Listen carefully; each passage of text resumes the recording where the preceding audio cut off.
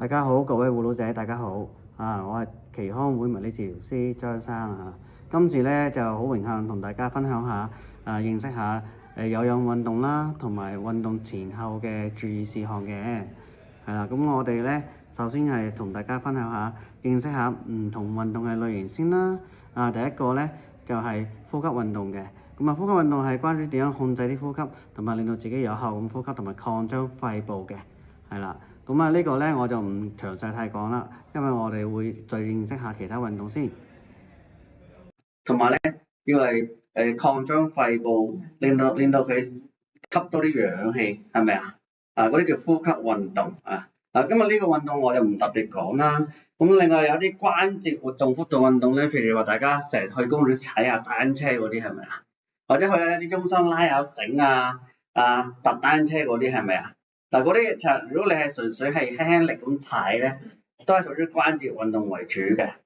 如果你話要踩得好勁嗰啲，好似洪金嗰啲咩黃金寶同佢哋講洪金寶咧。OK， 黃金寶嗰啲又唔同啦，係咪啊？嗰啲係真係爆炸力心肺耐力所有嘢都要有噶嘛，係咪啊？咁我哋老友記一般人踩嘅坐地單車，梗係唔係要訓練嗰種為主啦，係咪啊？當然啦。都可以嘅，有啲單車係比較先進啲嘅，可以調校好多唔同嘅阻力訓練嘅模式嗰啲就真係可以做啲嗰啲特別專項嘅訓練。但係一般本身話屋企嘅坐地單車仔或者公園嗰啲咧，咁純粹係用嚟活動關節多嘅，好唔好啊？好啦，咁有啲肌力強化運動有冇人舉下重㗎？冇咩？有嘅，實有嘅。啞鈴都係嘅，舉水樽都係嘅，你哋個個都應該有嘅，其實。點解啊？你哋有冇去買餸啊？有，買餸係咪舉重啊？其實係咯，係咪啊？買餸都係舉重，日日都舉緊噶啦，係咪啊？針對你舉嘅時候，唔係不斷咁訓練啫，係咪？如果人哋針對啲肌肉，想啲肌肉好啲嘅話，要點啊？頭先同我講話咩？要重複做多幾下，係咪啊？冇錯啦，咁踢沙包舉重譬如有啲有人話玩太極喎，係咪帶氧運動啊？係嘅，咁當然太極有好多半蹲嘅動作，都係一個肌力強化嘅運動，係咪啊？好啦，咁我有啲心肺功能同埋耐力嘅訓練啦，譬如跑下步啦、帶氧運動啦、行得快啲啦、喂，係咪啊？我哋快步走喎，係咪都係一種心肺耐力嘅訓練。咁有啲平衡力嘅訓練啦，譬如我平時係教啲老友記做一啲防跌嘅運動，通常都會牽涉到一啲平衡嘅動作同埋下肢嘅肌力平衡訓練嘅。好，伸展運動緊唔緊要啊？緊要係咪啊？啲人話咩筋長1尺咩一寸命長10年係嘛？咁犀利係嘛？至於係咪咁咧，真係要研究下先知啦。不過咧，我哋筋長1寸咧，我哋個人輕鬆啲啫，你哋覺得係咪啊？冇咁揦住自己係咪啊？冇咁谷住自己，啲關節都係舒展得鬆弛啲係咪啊？冇錯啦。矮唔會越嚟越矮呢個另外一個問題。越嚟越矮係必然嘅事，我都會，大家都會，個個都會嘅啦。因為我哋脊骨中間嗰啲咧軟組織會有機會收縮年紀大咗我哋會有機會駝背或者係啲椎間盤會縮到水正常嘅正常嘅。好，咁點解唔係成日話做咩嗌婆仔係咪啊？啲好多婆仔都好似矮咁。佢唔係，我後生好高好靚女㗎，1.7米嘅都。依家老咗縮咗水啫嘛，係咪啊 ？OK， 好啦，咁我哋伸展運動啦，有啲協調運動啦，譬如啲手眼協調啦，或者係有啲雙重任務嘅訓練啦，等佢專心啲啦，行得穩陣啲啦。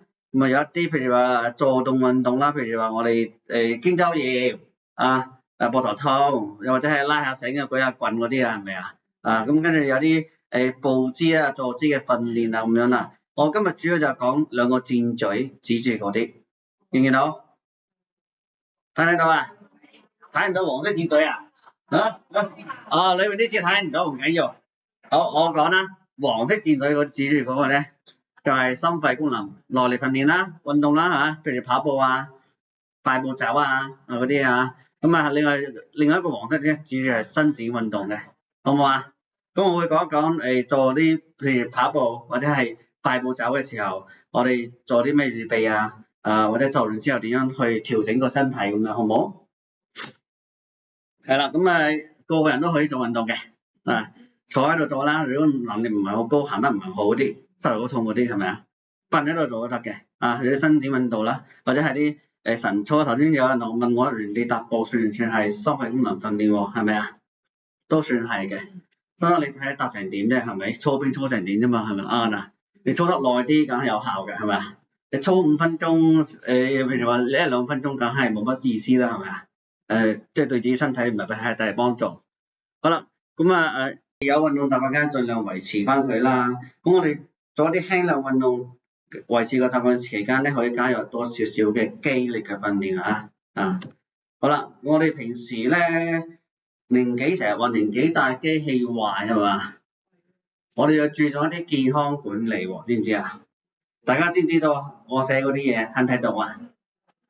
乜嘢啊？生命表徵係咪啊？我哋正常人體咧溫度咧36.5至37.4度咯啦。如果發燒做唔做運動啊？係咯，我哋37.5或以上咧就唔好去做運動嚇。咁睇下咩事咯，食下藥，睇下醫生咁樣啦嚇。我要留意翻自己啲血壓喎。血壓一陣我換我另外一張會同大家詳細講少少嘅。我講心跳先。我哋心跳正常心跳60至100下度係咪啊？係啦。有陣時有多或有少，坐喺度唔喐嘅時候會唔會少啲啊？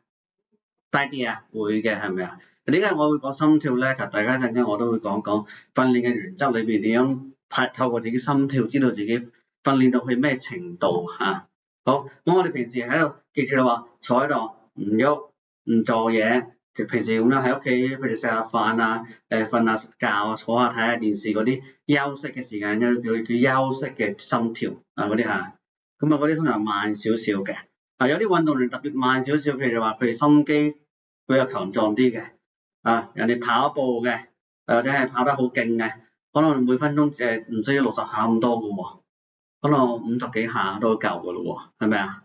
咁但係如果你唔係做咁勁嘅，突然之間你心率係每分鐘跳得低過50或以下咧，咁就點啊？係有啲風險嘅咯喎，係咪啊？即係個心臟有啲問題係嘛？跳得太慢係咪啊？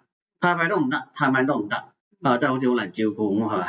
但係佢係心臟係好叻嘅，心臟佢跳咗好多下嘅，由我哋出世到年紀大好老嘅年紀，佢跳咗好多下。好，血氧啦，咁血氧啊，關乎我哋個個都明啦，係咪啊？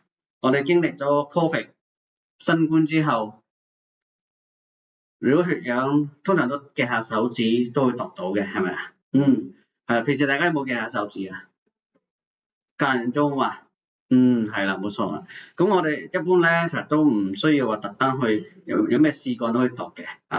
通常如果你本身嗰個血有本身係慢性嘅疾病，譬如啲慢性阻塞性肺病嗰啲人有啲哮喘嗰類嗰啲咧，或者氣管成日收窄嘅咧，成日咧唞氣都嘻嘻聲嗰啲嗰啲人就屋企就最好買翻部啦咁度翻個血氧咁我哋一般正常唔需要成日度嘅好啦。血糖啦，有冇糖尿病啊？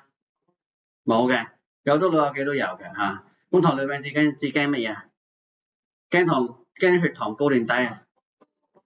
高，驚血糖高，係啦。好啦，咁但係如果我哋要做運動咧，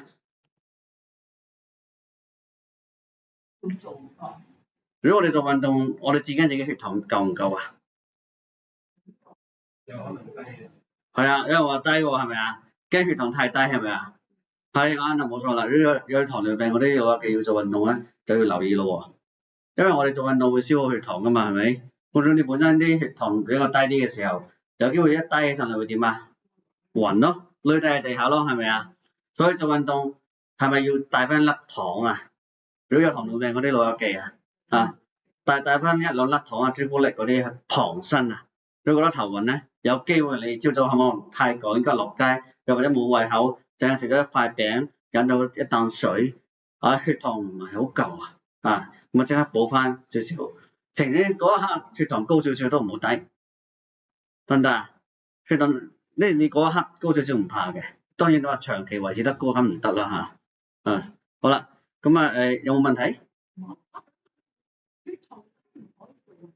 當然唔可以啦，係啊，太低唔可以啦，係啊。咁血糖高你梗係要控制翻佢啦。所以我頭先咪講話你有好多人入醫院唔係因為血糖高到入到醫院嘅，因為低血糖暈低咗喺街度，係咪啊？係，可以啊，可以啊。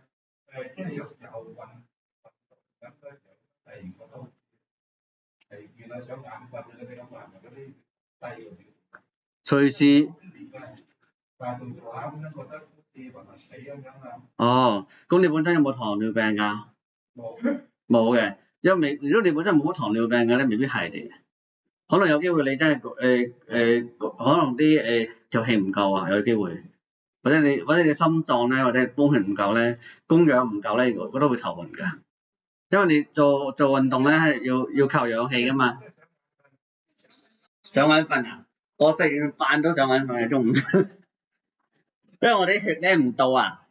譬如我哋通常啲人點啊？食完個午飯咧，好容易咩啊？黑眼瞓係咪啊？因為我哋啲胃咧係裝晒啲血落去嗰度附近幫你分擔去工作，有機會我哋個集中去消化系統，我哋啲血咧上腦個血未必一定平時咁多，或者血氧未必咁好，咪覺得攰容易眼瞓咯。嗱，咁如果你係起身喐下，咁我哋又當得循環好啲嘅時候，多啲血氧嘅時候，咁啊精神翻啲咯。所以你話想瞓覺又好難講嘅即係如果你話頭暈到天旋地轉啊，咁啊一定唔好做啦。可能有機會你之前瞓得唔好啊，或者係真係血糖低都唔出奇嘅。我唔可以否定你話係咪血糖低，亦都唔好話你聽係咪真係咁樣。咁要睇下你當時做緊啲乜，做得有幾劇烈同埋有冇朝早有冇食好嘅早餐啊，或者係當然唔需要好豐富啦，起碼啲血糖都要夠啦好嘛？好啦，咁我哋再落去咯喎。我哋點或者氣促啊，唞唔到氣咁咯，係咪啊？尤其係你見到佢唞氣會點啊？壓住個心同埋咩啊？個胸口會點啊？起伏得好快，如果心口嗌又另外一回事啊嗱，你心口嗌心口，譬如話心就跳出嚟咁啦，亂咁跳嗰啲心臟問題如果你係啦，如果你呼吸如果氣促嘅話，你好明顯見到佢係胸腔嘅起伏係好大好快嘅，同埋咧頸肌呢度好明顯嘅，戳嚟戳去係咪啊？啱即係或者氣促係咪啊？咁正常咧，我哋一個起伏咧，擺心口咧，一個起伏咧，每分鐘咧就有12至14次到啦。正常嗰啲情況，休息嘅時候咁你如果係唔係呢個範圍內咧，坐喺度都肯唞氣嘅話咧，多過你啲時間，即係有啲問題㗎喎，要睇下咩意思喎好啦，咁頭先咪講血壓嘅，有冇人有血壓高啊？有血壓高嘅舉手啊？多唔多啊？10個8個，都唔係好多啫，有啲人都冇喎，都 OK 喎，即係一半半啦，係咪啊？你想問？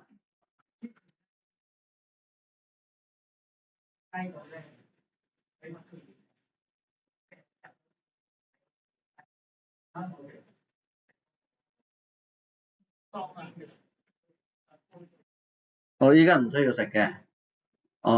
如果醫生話你唔需要食，就可以唔需要食咯。因為你嗰陣時血壓高咧，可能有機會你本身冇血壓高嘅問題嘅，可能因為其他疾病急性嘅病令到你個負荷大咗血壓高咗咁樣。係啦，如果佢穩定到你咧 ，OK 啦，你睇完之後咧，佢話唔需要食就 OK 啦，係啦，好唔好啊？最緊要呢樣嘢啫。好啦，咁一般咧血壓咧正常咧就係。睇個醫生咧就點解血壓穩定，但係佢話你唔好停藥食半粒平翻行佢，唔係你一翻冇錯啦，係啦，點解唔好停藥啊？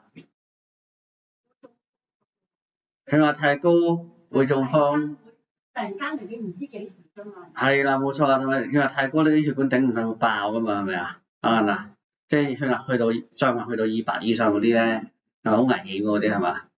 嗱，正常咧，點解血壓咧？其實基本上咧，我哋個心係咪一收縮一放鬆㗎？有個收縮壓，有個放鬆嘅係咪啊？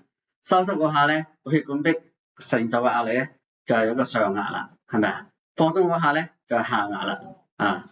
咁一般正常嘅血壓咧，依家就我哋見到第二行嗰條數啦，即係你82至129啦或者係80，下壓80至84度啦。如果係有啲高血壓前期，依家已經緊咗㗎啦，依家世衛咧，世界衞生組織咧已經收緊咗少少㗎啦。基本上咧，你130以上咧都話你係已經係有少少高血壓㗎啦。佢想及早做多啲，大家警覺性高啲，去做多啲運動啊，睇下醫生啊，食得好啲咁樣啊，保持個血管嘅健康咁樣。因為我哋血管咧，頭先咪話唔好話唔食藥嘅，因為我哋年紀大咗，血管不斷咁老化硬化咧，個彈性會細咗㗎。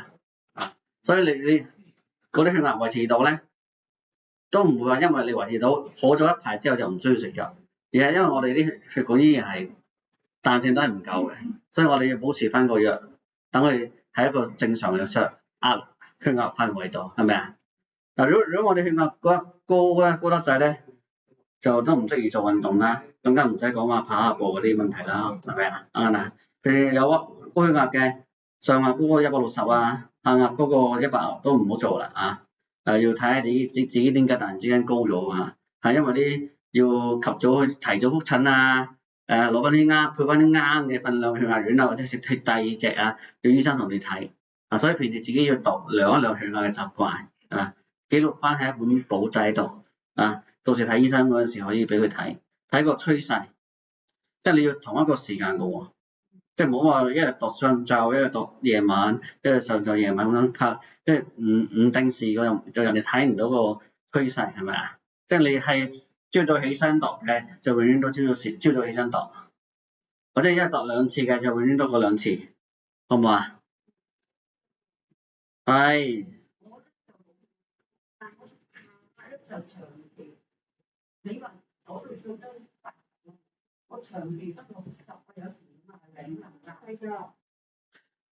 你上下都唔係好高嘅啫，我相信你。係咯，你自己係咩身形？你話我聽。係咯，好瘦嘅身形係咪？通常好瘦嘅身形咧，血壓唔會特別高㗎，有機會低血壓㗎。係啊，咁就係咧，佢因為我哋血量唔夠有陣時啲血液個分量咧，你太瘦嗰啲人好乾，水分唔夠。你想去高啲咧，你咁瘦咧，如果你個腎其他地方器官冇問題嘅話，或者飲得水多，可以飲多少少水，係啦。咁你個啲血壓會再漲翻少少，係啦。好啦，咁因為我哋就有機會成個人嘅身形體態都影響嘅。好啦，又有運動嘅介紹啦，我哋介紹下跑步啦。當然對大家嚟講，跑步係一個好辛苦嘅一件事。同埋咧，如果冇跑步習慣嘅話咧，有機會都未必一定會做到啦。同埋跑步對於我哋個膝頭哥膝蓋都會比較衝擊大少少嘅。咁我哋長者或者老友記、護老者點樣做好咧？或者做一啲簡單啲嘅跑步得唔得咧？都得嘅，緩步跑啦，快步走啦。盡量做一啲唔好咁劇烈啦。但點樣定義佢劇烈？頭先我訪問咗一位護老者，佢話佢依家都每個禮拜都跑1-2次嘅。咁佢話跑到覺得辛苦就停咯咁樣咯。咁點為之辛苦咧？咁我轉頭就同大家講下咯喎。好啦，咁呢啲由一啲真係有想去做一啲正式訓練啲人去理解多少少嘅嘢啦。咁對於大家嚟講未必一定咁重要嘅。譬如我哋一般嚟講咧。要做訓練咧，我哋頭先咪講咗一個靜態心率坐喺度唔喐休息嘅時候心率係咪啊？通常都係唔會太高噶嘛。假設我哋呢個譬如有個50歲嘅老友記中年人啦，佢就又唔係好老嘅50幾歲啦，50歲啦，佢想做啲大氧運訓練啦，咁佢個靜態心率可能每分鐘60下嘅。咁我哋點樣訓練好咧？就係要用呢個程式啦，呢個叫做儲備心率嘅方法就最安全。最安全嘅方法叫做儲備心率方法。咁用最大心率個心跳揀咗佢個年紀50歲佢等於每分鐘170度啦。跟住睇下我下面嗰條計數算式咯喎，170咧就要減翻佢平時休息時候嘅心率，係咪啊？減咗之後咧就乘翻50% 喎，訓練嘅個強度乘50%之後得出個心率就加翻轉頭佢原本休息時候嘅心率，就等於115度，係咪啊？每分鐘跳幾多下115係咪啊？好啦，如果佢想訓練強度就訓練得勁啲嘅大氧運動70%度，就137，係咪啊？見唔見到？呢個我應該死，唔緊要啦，我應該之前改咗少少。咁呢就係用呢個訓練期間嘅心率咧，保持一個低強度，唔好太高嘅心率，50至70% 就 OK 啦。如果唔係咧，你太辛苦咧，就變咗係另外一種訓練方法啦。對於開始中齡或者年紀可能有翻上下長，真係未必咁適合。我哋記住咧，係心跳儲備心跳嘅50% 至70% 度。頭先咪話覺得辛唔辛苦嘅？辛苦程度自我量表咧，我哋有一個0至10分嘅。咁我頭先訪問翻你跑完20分鐘步，你覺得自己嗰時個吃力辛苦程度去到幾多分啊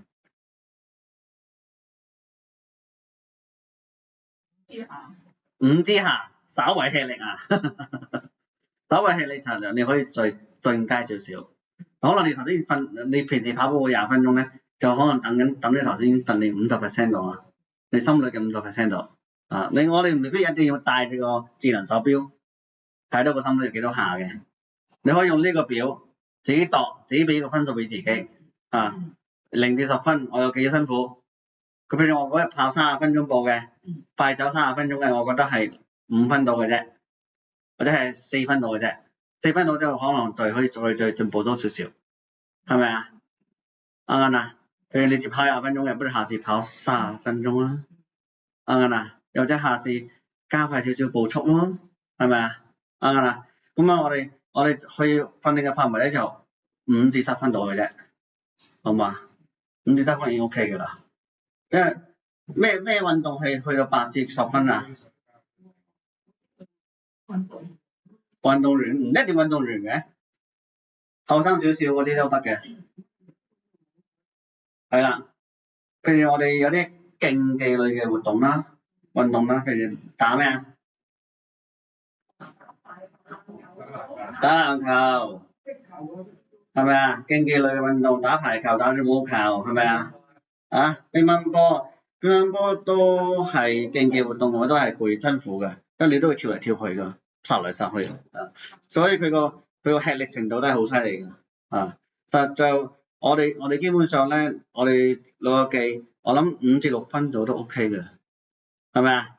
做到自己覺得5至6分辛苦都 OK 嘅啦，得唔得如果你話0分1分2分嗰啲，梗係冇乜意思啦你起碼都要4、5分咯，係咪啊？稍吃力啦，係咪啊？好啦，如果你話阿 Sir 我唔識用呢張表喎，我唔識點樣定義0至10分喎，點算好咧？好啦，我哋再睇下啦。咁我哋要做一啲中等強度嘅運動，大氧運動都係屬於一個中等強度嘅運動咁基本上人哋而家建議你每星期做翻5次啦，每次30分鐘啦，就150分鐘先好係咪啊？呢個世界衛生組織建議嘅我哋未必做到嘅有陣時好，但係盡量都起碼都3至5次都 OK 嘅點解為之中等強度頭先咪講咗5至10分度係咪啊？除咗呢樣嘢之外，點樣去定義佢容易啲索氣嘅程度。你而家同我傾偈索唔索氣梗係唔索啦，係咪啊？你索唔索？索基本上咧，大家都傾偈咁你都一路同佢唱歌，一路傾偈，一路行路咧，一路索氣，唔係一路行路，一路唱歌。行得慢就上到，但係我哋而家講緊緩步跑或者係快走，唔係行路，一路快步走，我都唱唔到歌啦，係咪啊？係啊，好啦，我呢度簡單啦，好，見到自己覺得呼吸同心率咧稍微加快，嗰個程度去到你可以傾到偈，但係咧唱唔到歌嘅。係啊，咁啊夠啦，好唔好啊？即係你圍住個公園騰騰跨咁樣跑，或者緩步，或者係快步走、競步，你要去到自己仲可以講到電話，但係咧講到電話都 OK，即係個程度要去到講到電話，但係咧唱唔到歌，咁啊運動次數都係啦，無論係時間啦、次數啦、強度啦，都慢慢去提升啦，唔好一次過啦。如果冇乜做運動習慣嗰啲，都係由一個禮拜一次或者兩次開始，慢慢由10分鐘加到去30分鐘。你可以10分鐘咁去訓練嘅，即係你快步走咗10分鐘之後可以休息一陣間嘅，休息5分鐘，再走多10分鐘咯，係啊，得，好。咁我哋自己如果想跑下步或者係做多少少大嘅運動咧，咁我哋梗係要做啲準備㗎，係咪啊？啱啊！特別係有啲有心臟病或者高血壓或者關節痛嘅人咧，就要諮詢咗啲醫生啊、治療師啊或者係專業教練先啦。咁如果係最緊要跑步係咩？頭先我訪問咗老友記話，通常自己一個人跑或者同人一齊跑，係咪啊？自己一個人跑會好悶噶嘛，係咪啊？聽下歌都還可以嘅，除咗有人同你跑咪好好多啊，係咪啊？但如果你自己一個人留喺屋企淨係睇電視都好悶噶喎。當然有啲人中意嘅，我都咩電視都睇嘅，我唔覺得悶嘅，係咪啊？但如果你有人陪你睇，或者去醫院睇戲，或者係好似大家咁落中心有人陪一齊玩嘅，係咪開心好多咧？時間過得快啲係咪啊？好容易自己坐到有啲焦慮同埋抑鬱㗎。係咪啊？因為我哋疫情嗰時太多人留喺屋企，唔出街啊嘛。有時就望住個窗口唔知做乜咁，係咪啊？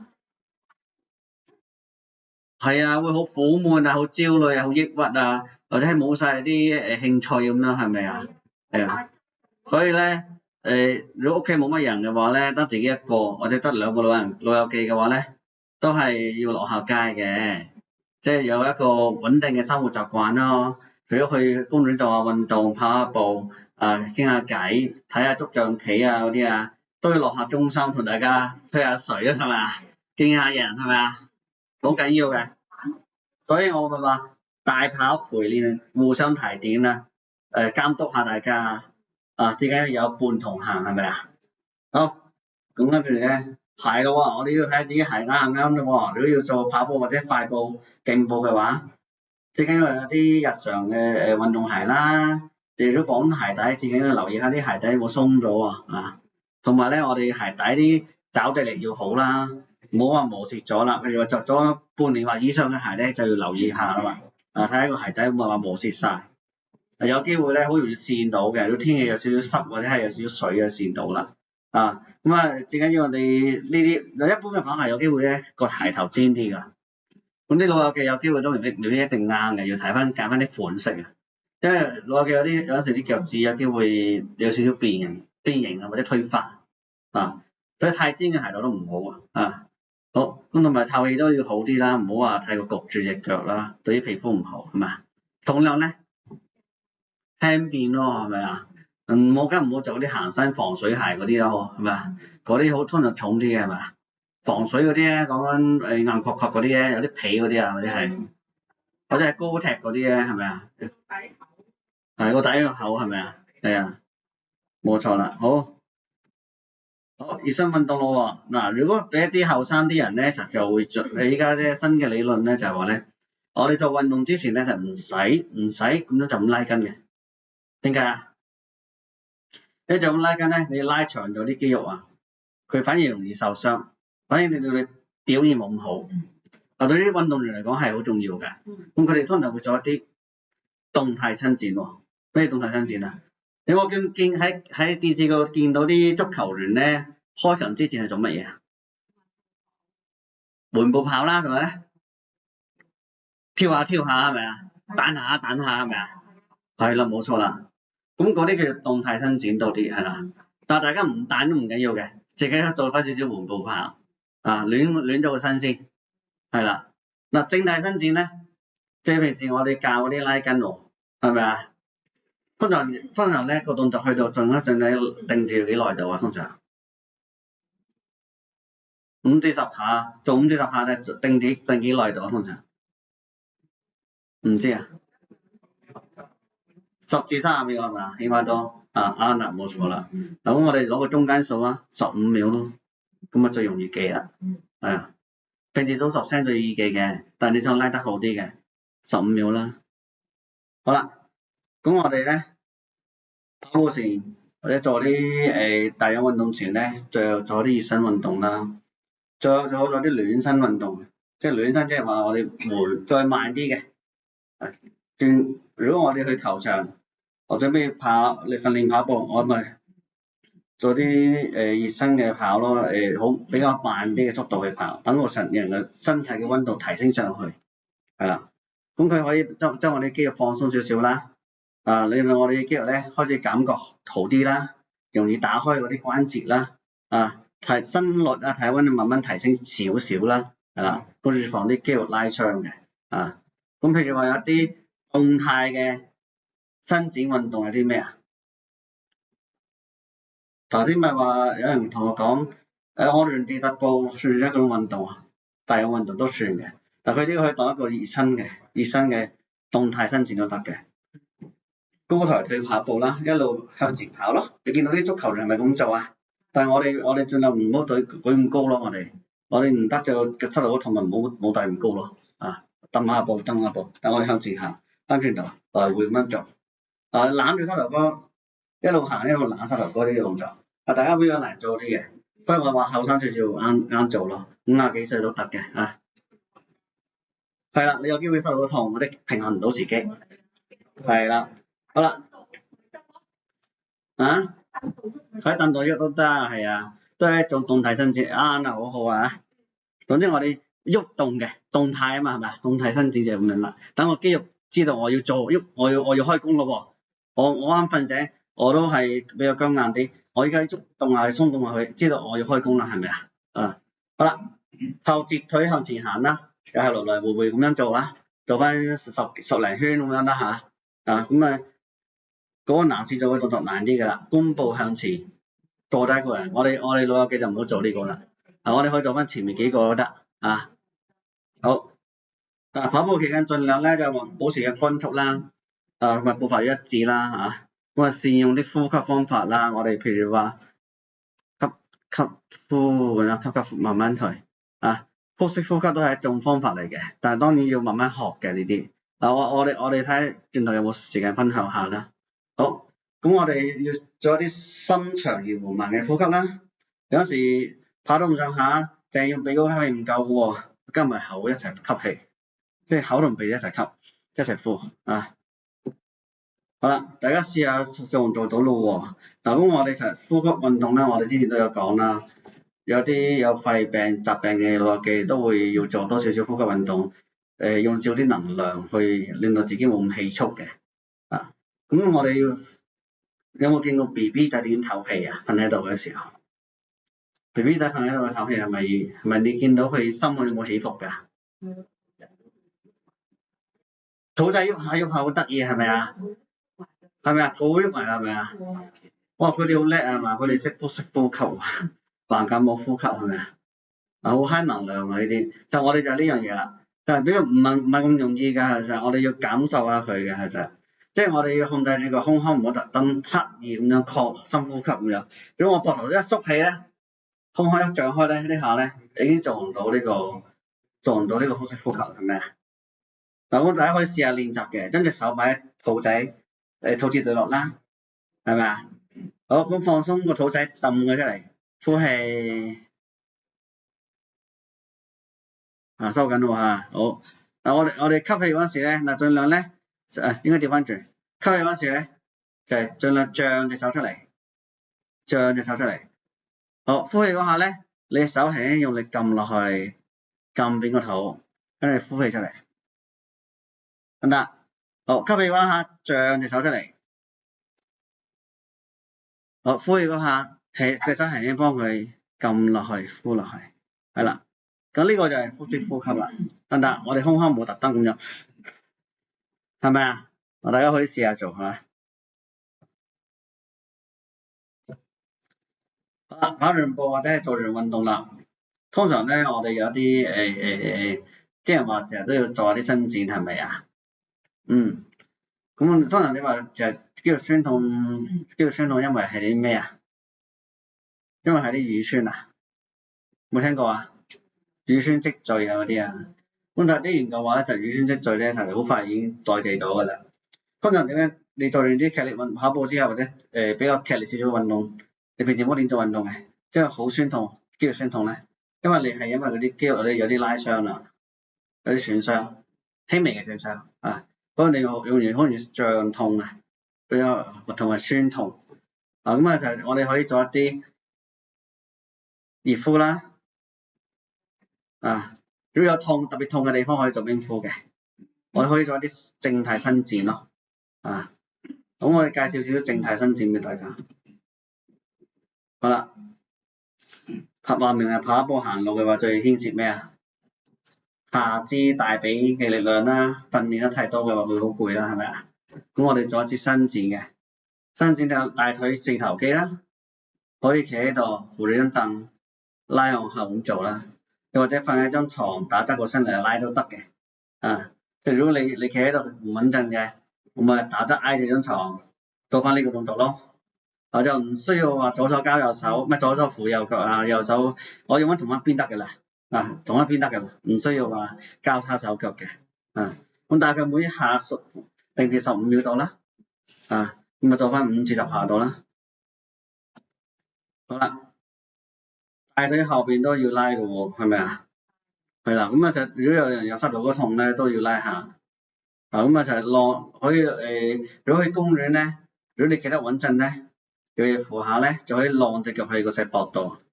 譬如話你個石膊咧唔可以太矮嘅，就講緊一張正常嘅凳嘅高度或者係低少少啦，矮凳啦，高少少啊。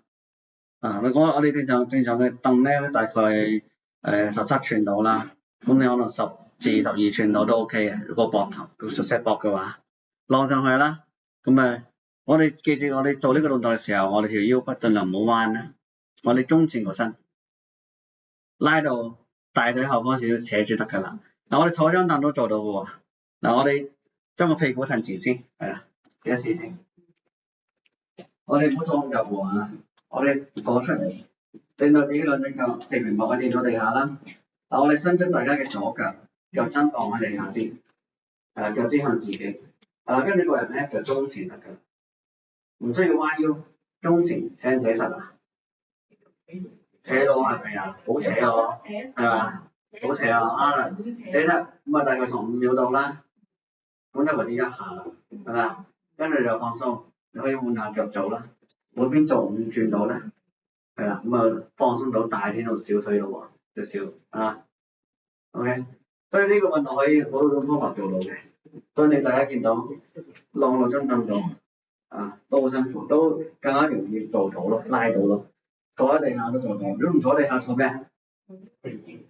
坐梳化咯，如果你張床邊隻腳見到地下嘅，唔會太高嘅張床。但係有啲屋嘅有啲屋企床好高㗎，千祈唔好用好高嗰啲床，可能正常嘅床嘅高度即係下邊一個櫃桶嘅啫，唔係雙重櫃桶嗰啲。如果你雙重櫃桶嗰啲好高嘅唔啱嘅，或者梳化木梳化都得嘅。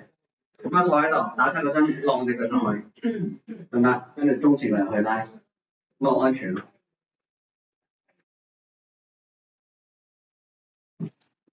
打側個人咯，係啊，一隻腳喺地下。好啦，咁我哋伸展下個 pat pat 咯喎，坐喺張凳度晾起個二郎腿啦，跟住我哋中前個人少少，感覺下。如果膝頭哥唔係太痛嘅老友記可以試下，放平隻腳我要放到㗎，放唔平就做唔到㗎啦。中正話少少，咁嗰度拉住咗屁股下方側邊側後方咪拉扯住咗，咁又係15秒到啦，做翻10下到啦，兩邊可以輪住做嘅。呢個成日都做噶啦，係咪啊？呢個係推長啦，咁記住前面膝頭哥就唔好過度屈曲咯喎。後邊隻腳尖咧同前面隻腳尖指向嘅方向咧要同一個方向，即係後面隻腳唔好話歪晒，得咁先拉到嘅。後面腳踭都要盡量貼地嘅，盡量黐住個地下，好唔好啊？跟住手咧輕輕用力推住個埲牆，探翻直嘅後腳，得好啦，有冇做過熱敷㗎？有。OK， 有冇電熱敷啊？有。通常做幾多度啊？60度。嗱，有冇包毛巾啊？有個頭，會唔會太熱啊？唔會 ，OK 嘅係咪啊？係啦，冇錯啦。咁你見唔見到呢幅圖裏邊呢個熱敷咧就唔係落電嘅。有機會嗰啲係浸熱水餐嗰啲，有冇去過物理治療部嗰啲啊？醫院嗰啲啊？好重好大嚿噶嘛，係咪啊？嗰啲佢通常同你包幾多浸毛巾啊？好多毛巾係咪啊？係啊，冇錯啊。因為佢好熱㗎，75度，會辣親嘅。如果你唔包毛巾，包8浸毛巾要，所以熱敷小心啲喎。我哋初熱敷咧，由45度開始啦，等自己適應，覺得試下自己得唔得，舒唔舒緩到，舒緩到就唔需要特別較高溫嘅。我哋電熱敷容易較高溫㗎嘛，有啲電熱敷都可以去到35度嘅，但我都唔係好建議去咁多，至多45至65度 OK 嘅啦。如果有啲長期慢性腰骨痛嗰啲咧，65度啦，咁都 OK 嘅。但係你可以加減包翻1浸毛巾咯，1、2浸毛巾咯，隔一隔佢，因為啲熱咧係會慢慢累積㗎。同埋咧，我哋好似年紀大咗，啲皮膚啲感覺會差少少，冇咁靈敏啊。有冇啲人就係話你煮嘢食咁樣咁鹹嘅啲嘢，越食越鹹，越煮越鹹係咪啊？係咪啊？係啊，我哋啲味覺都會退化，係咪啊？咁你要當然啦，你要理解佢，包容下佢啦。咁佢因為自己退化咗，所以落多咗啫。咁提一提，或者你真係避唔到嘅，攞碗水側邊洗佢咯。即係唔好因為咁嘅事鬧佢啊！喂，好熱好鹹啊！真係咁鹹唔得喎，血壓高啊，對腎又唔好啊，係咪啊？嗱，當然啦，你盡量少啲鹽啦，係啦。所以我哋啲皮膚都係㗎。你熱敷咧，你覺得一開始唔熱咧，以為唔夠溫度，狂凍到35度，死火，全部辣到起水泡啦！起水泡啊，就又痛啦，自己細菌感染啫。有感染就麻煩啦，所以一定要小心熱敷，一定要小心所以我45度開始感受下先有需要先提高個溫度。係，就係咧，一般嚟講咧，嗰啲電熱敷咧唔可以閘住嚟敷嘅，唔好閘住敷嘅，你打側個身敷住佢或者坐喺度挨住，攞個枕頭頂住。就你講嗰啲係咪瞓覺用嗰啲暖氈啊？唔係，真係啲熱敷。即係成張床咁都好貴㗎真。咁有啲通常咧，嗰啲都係，好多傳銷嗰啲咧 sell 你買幾萬蚊一張嗰啲咧，你都小心啲啊，係呢啲真係唔好亂嚟啊，因為咧嗰啲真係人哋有啲好多妹㗎，好正啊，好好啊，我仲自己嗰度好翻晒唔痛啦，咁樣你就即刻落達啦，係咪啊？咁就所以提你咧，如果冬天嗰啲有啲插電，佢可以教俾你瞓覺用嘅，通常佢都唔會好熱嘅啫。嗰啲你通常可能講緊教翻最輕度，可能大中小啫嘛，佢都本身俾你揀啫嘛，大中小係咪啊？係啦，你咁教少先咪夠咯，嗰啲好少會辣親嘅。嗰啲係電熱敷嘅正式嘅，要整對痛症嘅，或者我做完運動唔舒服都可以敷下嘅，就唔需要太高溫啦45度 OK 啦，55度OK。咁跟住之後咧，如果有啲發炎啊、扭傷啊，就要冰敷咯喎。通常咧都係3日內啦，冰敷下佢。有冇限次數啊？唔限嘅，你覺得有需要咪敷咯，一日敷幾次都得㗎，每次敷5至10分鐘都得嘅。你攞啲冰袋捉住啲冰敷落去得㗎啦。太麻木太辛苦咧，你咪攞開佢咯，再敷落去咯。佢會溶㗎嘛，溶完之後就冇凍㗎啦，係咪啊？啱啦，佢幫你控制個炎症，唔好發滾啊，冷靜下佢先。哇！你而家急性創傷喎，拉傷咗喎，係咪啊？扭傷喎，我俾啲冰你冷靜下先。咁啊敷一敷佢。咁啊呢樣就係平時要識得自己保養自己。有扭傷或者有膝頭哥痛，輕嘅就可以冰敷啦，唔輕就唔使。唔輕你可以敷，好嘛？係啦，就咁樣啦。好啦，其他注意事項。咁啊，如果跑步時候有心口痛啦，即係有問題啦，定係話通常係啲冠心病嗰啲問題啊，血管收窄啦，又塞到血管啦，叫做 heart attack，叫做心臟病發，係咪啊？嗰啲一定唔可以做運動啦。頭暈盜汗啊，係點解啊？頭暈盜汗一係又唔夠血氧，唔夠氧氣，一係咧血糖太低，飆冷汗啊，得唔得啊？又要停止㗎啦。咁啊，長期嚟講咧就如果真係正式跑步咧，就補下鈣咯，補下啲食下啲補品都得嘅。你有閒錢咪買嚟試下咯。至於效果點都唔一定㗎，講唔到你聽。嗰啲人標榜梗係好㗎，係咪啊？即係你賣廣告梗好㗎喎，賣告白啊嘛，咁咩叫賣告白係咪啊？但係有啲由醫生開嗰啲就 OK 嘅。有啲醫生開嗰啲藥咧係對於骨質疏鬆啊或者補鈣啊對關節好嗰啲藥咧，咪要食咯。